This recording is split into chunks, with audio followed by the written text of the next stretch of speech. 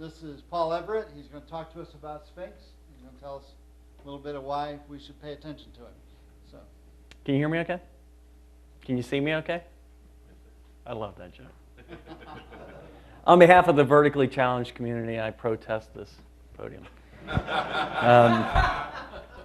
This is a new presentation format for me, so I have to stay behind the podium. Otherwise, I'd be walking around up here. I appreciate this very nice view that gives you something else to look at. We're going to talk about customizing Sphinx, simple, normal, and hard. This is a repo to follow along on. We're going to jump right into this. A little bit about me. I've got the best job in the world. I'm the developer advocate for PyCharm, JetBrains, great company. I've been doing this Python thing for a long time. 24 years of Python events. This is my 24th year of Python events. Go back ways. We have in the audience, though, someone who also goes back a long ways. Fred Drake, raise your hand, who was responsible for 8 years, the first 8 years of Python documentation. So a lot of these topics, when Fred worked with Guido at CNRI and then on the Python Labs team, if you want to know where the bodies are buried on some of these, ask Fred, because he buried them. You will never know. When I look at Sphinx, it's accurately named because I can never figure it out. Also, I have done, Jesus Christ, 100 presentations. This is a radically different presentation format for me. Deep dive into Reveal.js and extensions. And 67 slides in 30 minutes. I don't know how this is going to go. Let's hope for the best. Let's get you started to kind of set the scene on where we are. Raise your hand if you've ever written Sphinx docs. All right. Otherwise, why would you be here? Raise your hand if you've ever customized a Sphinx site. Whoa, that was a big drop off. Let's see this one. You ever written a Sphinx extension? 1 hand, 2 hand, 2.5. Can I get 3? All right. Well, this presentation then is definitely for you. The whole pile can be a little bit frustrating. We're going to do an end-to-end tour through the simple, the normal, and the hard. We're going to take a look at what is Sphinx. It's a tool for documentation, but it's more than that. It's an engine for doing interesting and creative things. 3 parts to this. We're going to diddle the knobs. Simple changes to Sphinx's configuration file. We're going to do normal kinds of changes, painting in between the lines that Sphinx gives you by overriding things. And we're actually going to write, I know I'm in between you and lunch. You're not walking out of here until we write a damn Sphinx extension. It's hello world, but woo, baby. All right, what is Sphinx? It's a static site generator that was doing static site generation before the phrase static site generator existed. Probably a decade before that whole market like Jekyll and Hugo ever existed. It's somewhat pigeonholed into Python's documentation tool. And Read the Docs turns that into a service for the world beyond just Python documentation, but it can do more than documentation. There's an extension for Sphinx called ablog that lets you do a blog in Sphinx, for example. And when I look at Hugo and when I look at Jekyll and some of these other static site generators, and you're like, Markdown, yeah, woo! And all these sexy themes, baby, and even content types and stuff. They don't do the stuff that Sphinx has been doing since Moses was a baby. And I can't stand it. So I got to come out and talk about things like linking into part of a document or linking between documents in rich and interesting ways, which I was talking with Brian about, yes, and him teaching me some stuff about cross-references. Sphinx is crazy extensible, but Sphinx is crazy, period, because it's built on top of a crazy old stack. What do I mean by crazy old? Well, when someone comes to you and says, why aren't you doing Markdown? Why aren't you doing restructured text? Because we rewrote it 5 years before you existed. 1996, this is Jim Fulton just after he joined my company announcing structured text on the Python doc sig. 1996. 6. Phew. Okay, let's jump right into the first of three things. Simple configurations. We're going to change some values in Sphinx's configuration file, where we change Sphinx. Then we're going to set some values in the configuration file to change a theme, a different part, not in Sphinx, a different part of Sphinx. So let's start with the configuration file. This is a Sphinx configuration file, almost always called conf.py. And here's a value that we're going to change. We're going to change the project title. You see some of these other things that are there, just straight up values like copyright. There are also some values in there to alter the way HTML generation is done, to override some of the built-in things. And because I know you're really here to learn about generating man pages. There are configuration knobs for the LaTeX and man pages and HTML help and all the other kind of things. If your site looks like this, out of the box, this is what it will look like with the Alabaster theme. And I go in and I change this value to that value, then my site looks like this. MS Paint for the win on highlighting that. Very simple kind of change. Let's go into, though, looking at some little bit deeper change and a little bit different kind of change. We're going outside of the Sphinx software itself into this kind of subsystem called HTML theming. I could change this value and not use the default theme called Alabaster. I could change it to the basic theme, the original theme that still ships as part of Sphinx. Or I could pass some options along to Alabaster that are unique to Alabaster, not to Sphinx itself, and customize the way Alabaster looks. By default, that is commented out, but they put this little comment in there that says theme options are theme specific, meaning Alabaster specific, and they customize Alabaster. What does that really mean? We're going to get into that. Sphinx has a subsystem called HTML theming. It is a built-in part of Sphinx with its own machinery. It's an assembly of conventions that are expected to be adhered to by this vast ecosystem of different themes or different tools that generate HTML or things that customize or your customization or whatever. Need to know these conventions so that you can play by the rules. What's fun about these conventions is because Sphinx is a journey into Python past, it's different kinds of standards and systems and technologies and formats that we're going to take a little bit of a look at. So for example, the HTML theming subsystem in Sphinx has a page which explains itself to you. Some of these are explained in documentation, some of them are enforced in software. This is part that explains in documentation.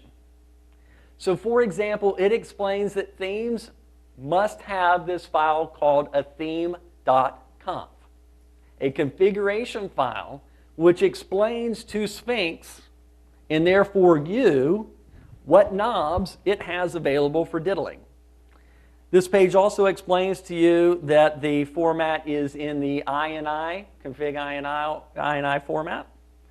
This page also explains right there, that word inherit, which is explained down here, gives you a wafer thin mint explaining the first of 57 vectors of magic in the world of Sphinx. Alabaster has a page. It's a theme for Sphinx. It has a page explaining, documenting what knobs it has available. But it also has a theme.conf to enforce those things because documentation gets out of date. And so here's some of the documentation about those options. But then here is Alabaster's theme.conf. And like I said, it's a .ini file, so it has some enforcement facilities in there. And these enforcement facilities are a little domain-specific language. So for example, if there is an INI value like head font family that doesn't have a default value, then it's considered to be none, and you either supply it or there won't be one. But if there is a value, then there is a default value that's available in the theme. For example, setting the width of the page is a knob. You are customizing your Sphinx. You want a different width. That's how you set it. And if I go into my conf.py and I set my theme to Alabaster, which is there by default, and then I go uncomment this and put in this key value pair, when I rebuild, it looks horrible. But that's what I asked for, right? Different page width. You might want to ask yourself, how did that actually work? Well, let's go on a dive. Magic begins. Alabaster and all Sphinx themes have static assets that need to be delivered to the browser. We're talking about the HTML theming. I'm not talking about LaTeX or any of that other stuff. As denoted by a magic directory in the Alabaster package called static.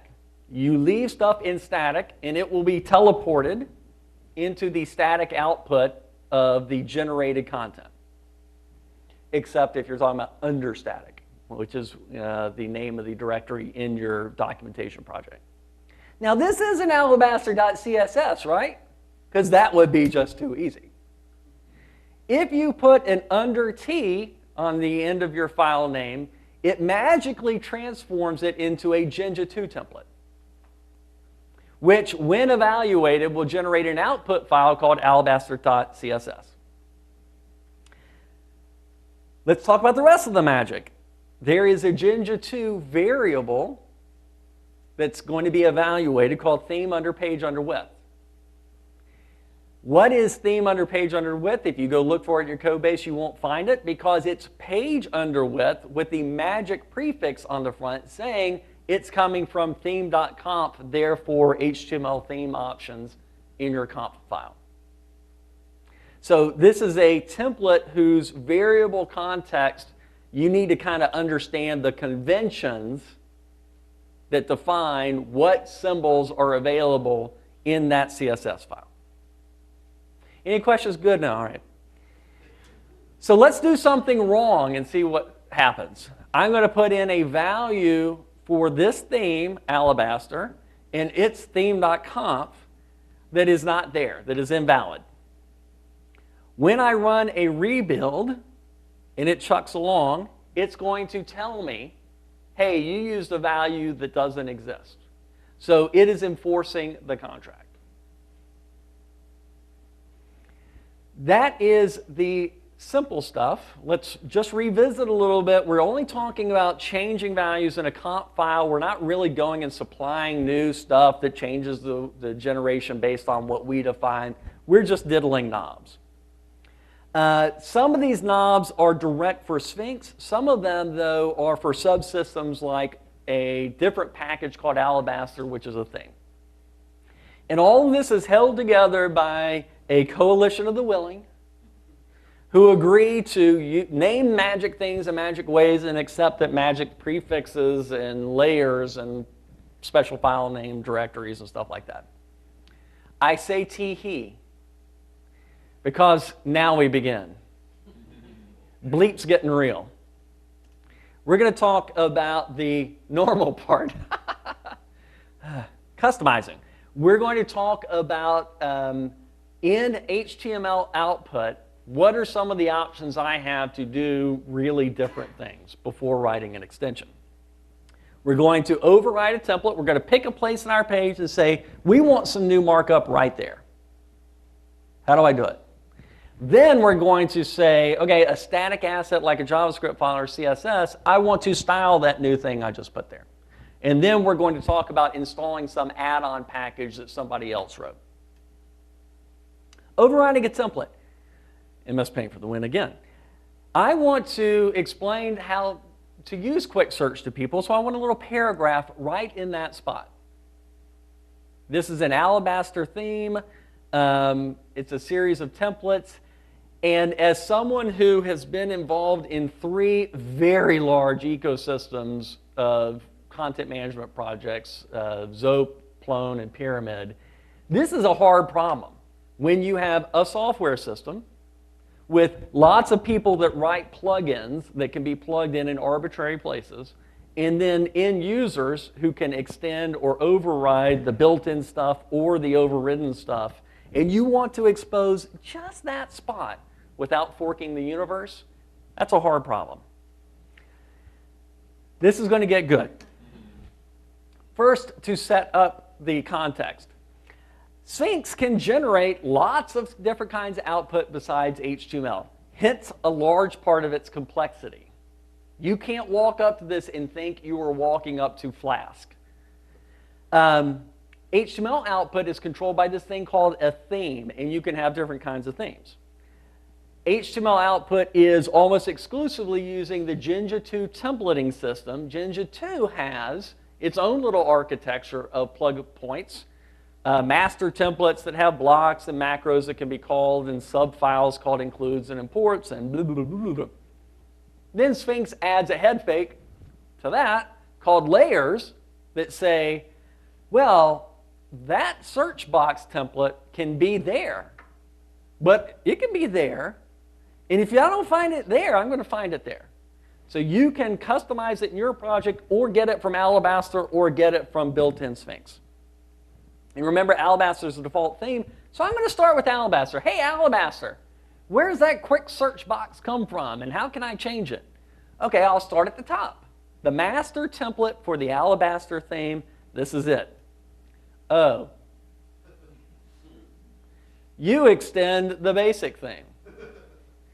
This is the original theme in Sphinx. It is the theme that defines all of these contracts, that there is a content block, and there's a sidebar block, and there is all these things that can be filled and subfiles that can be overridden. All of those names and all those conventions come from that guy. So the Alabaster theme extends it and then goes and says, okay, that block over there defined in basic called content, I'm going to fill you with some content. Well, first thing I'm going to do is, I was written 8 years ago, and I'm going to check to see if the previous 8 years of Sphinx are still being used with this if. I'm going to skip over all of that, and then go call Dad. So super says, okay, Alabaster has nothing to do with generating the sidebars. I got to go over to basic. Let's go over to basic. Here's the basic layout template, the master template. We're going to chuck through that, and I'm looking in the content block, and near the end of the content block, this is the part that generates those pixels. Whoop, head fake. Go find a macro called sidebar. Maybe it has the answer for who's putting those pixels on the screen. Macro sidebar. Hey, I'm getting close. Look, Sphinx sidebar. I can smell it. Oh, head fake. Go look somewhere else for the list of sidebars. You will never know where that variable came from. If you look in that Sphinx template, it doesn't occur anywhere. It's magically injected into the Jinja 2 environment by Sphinx. So, back to the docs. Sphinx, what do you have to say about that? Oh, I've got this thing called HTML sidebars. Forgot to tell you about that. It's available in your templates. Oh, and it's a list of little teeny tiny templates, including something called searchbox.html. Smells like what I want. To override that and to put my little paragraph in, what I'm going to do is go find the original search box in the basic theme, copy and paste it into my Sphinx project's magic under templates directory, and if it has the same name, Sphinx will find it before it asks Alabaster, before it asks the basic thing. It's the first layer in the lookup. So I'm going to cut and paste so I get everything that was there before, and I'm going to add that. And then with that addition, a rebuild gives me that. Piece of pie. Now, as an aside, this is like I said, wafer thin introduction into all the layers of magic. And it kind of works, but it's also extremely frustrating to decipher on your own. And as a ecosystem, it's hard to keep up to date and to work productively. And Python's motto is explicit should be better than implicit. I'll try not to say more on that topic. I want to style that. I want to add some CSS to style that search helper. Solution in the static directory of my project where I can leave magical droppings. We all leave magical droppings sometime or other. I can put this file with that name, and it gets added top of the precedence list to the generated HTML, and will style the result to be green. I just needed to know that that magic symbol existed. It's documented. But what if I wanted to use a color that was definable in the conf file so that my customers or users could drive it with names instead of colors? Well, the Alabaster theme defines a symbol called pink1 as a color. I'm going to turn my CSS file into custom.css under T. And then when the CSS is rendered, it will take the value from the conf file and give me a pink search box. All right, that was fun. Let's install a new extension. This is going to be easy. Let's change to a bootstrap thing. But it's going to teach us a little bit about the life cycle of extending Sphinx ourselves, which is one of the goals of this talk. There's a package on the warehouse on PyPI called Sphinx under Bootstrap under theme. It may surprise you. It's a Sphinx theme for Bootstrap. And when you install it into your local virtual environment, as God wants you to do, you can then go turn it on. And just installing it in your virtual environment isn't enough to make Sphinx recognize it. You have to tell Sphinx, hey, new extension, go do something with it. Or point to it as a theme, which automatically loads it as an extension. So I changed the theme to be named Bootstrap. I call this magic theme, which is no longer needed in newer versions of Sphinx. And then I've got a new set of theme.conf knobs that are unique to the Bootstrap thing. And when I restart, this is what it looks like, because I set demo as the nav title or whatever it's called. There are lots of other extensions that have nothing to do with generating HTML output, really cool extensions like new directives that will insert SVG diagrams in the middle of stuff. Big systems like ablog, which will generate blog entries and RSS feed information and stuff like that. New builders, which will generate different kinds of output, like an XML output or a JSON output or your own crazy new output. Or your own weird idea, which I've spent 11 months working on, my own weird idea that I'm way too scared to talk about. Now, on to the hard stuff. And we have, we're on time. We're going to write and use a Sphinx extension. So first we got to talk about what is a Sphinx extension. It's a Python package, that seems normal, that has a function in a well-known location. In this case, Sphinx expects your dunder init, your under, init, under, to have a function called setup. That function is going to get passed one argument by Sphinx, not you, and that argument is an instance of the Sphinx application class, app. And you, in your extension, will grab a hold of that Sphinx and install your stuff for your extension. You can install new directives, make a new theme, attach event listeners, add cross-references.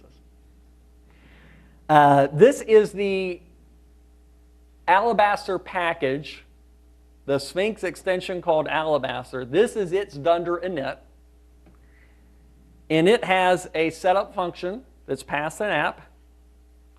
And it does a little head fake because Sphinx is old as dirt and says, all right, I can do this new thing to add my theme. Otherwise, the users will have to wire me up themselves in the comp file. But it's adding a new value as a possible theme. I'm going to attach an event listener, which does something really cool. It, on every document that gets rendered, it's going to run this function, pass in these arguments, and let you update the context so your Jinja 2 templates have a new top-level variable. Woo! The Sphinx documentation provides a pretty good to-do application tutorial for writing an extension. We're going to write a hello world directive, of course.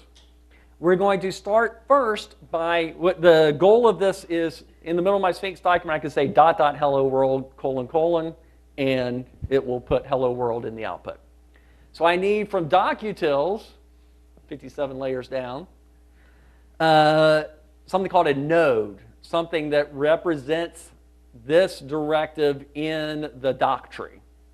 And then I need something called a directive, which is the thing that I put into the restructured text that says, I want a hello world, here are the arguments, here's the body content, whatever. Then I need an event handler from Sphinx to generate the HTML output, and then I need to wire it up. So here we go.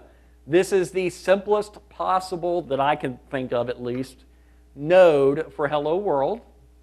It's going to get most of its brains from something else, and then do almost nothing when it is visited by the doc tree stuff. Then, this is the thing that lets me put in my restructured text something called hello world.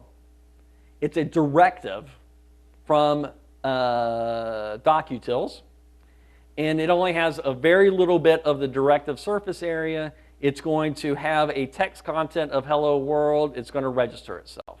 So that's a directive. Then the third part of the equation is Sphinx needs to know when I'm doing HTML how to generate some output.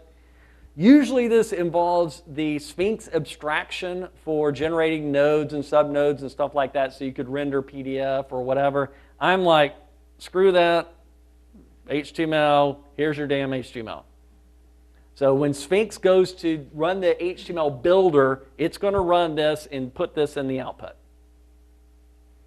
Then finally, I need to wire my extension up. Here's a setup function for my extension. It's going to add a new node type. It's going to add a new directive type. And then it's going to connect my event handler to the doctree resolved Sphinx event. And when that goes, I can add it to some project. I can install the package and add it to some project. And if my restructured text has this in it, I will get that in the output. That was not nearly appropriately intimidating enough for what Sphinx extensions are actually like. Now, when you're doing this, doing a cycle of run Sphinx reload browser sucks, so write tests. Sphinx actually has a really cool PyTest fixture that lets you wire up a conf test file with some things and then write a test that says, go load the index.html page and do some stuff to see if I got the right output. And then, PyCharm. I could sit in the visual test runner or however you run tests and just have it, instead of rerun Sphinx, reload browser, sit there and do TDD. Really nice way of developing Sphinx extensions. Best word in any presentation, in conclusion. In conclusion, Sphinx is enormous and awesome and crazy in the head in many different ways. But it really is Python's secret weapon. I wish more people would put Sphinx to work doing new and interesting things like writing a CMS in it. That's a crazy idea. I realize that this is 5 hours of material in 30 minutes. If you have any questions, come grab me at lunch, which is beginning in 1 minute. Or in the hallway, or we can do an open space if anybody's interested. And I'm sprinting tonight on Arcade. You can come and ask me questions about 2D game programs or Sphinx. Nudge me on Twitter. Any questions? Somebody ask a question except Fred. Or Brian. You don't get to ask one. Any questions about Sphinx extensions? Has anybody used a really cool Sphinx extension? I'll ask you a question. There's one Sphinx contrib-needs, which is a way of tracking needs-centric software development specification stuff. So it tracks the source and the target and gives like triples for different kinds of relationships. Yeah? GitHub Pages uses their flavor of Markdown. Can you GitHub Markdownify your Sphinx page? There is a Python project called, Common Mark, and then a Python implementation of Common Mark. And then there is a docutils wrapper for that called Recommon Mark that is supported on Read the Docs. But the guy doing it is it's a lonely battle. He's not getting enough support. It's quite behind. And it's extremely limited in what amount of the power of restructured text is available inside Markdown because Markdown is limited. It doesn't have a documented extension facility, for example. Was that discouraging enough for you? Yes? I was just going to plug in for Autodoc. Autodoc, yes. Things that don't use Autodoc. Yep. Yeah, no kidding. What a brilliant piece of machinery that is. That's the extension I wrote. So it's like plugging custom things in Autodoc. Oh, yeah, all right. All right. All right. Thank you.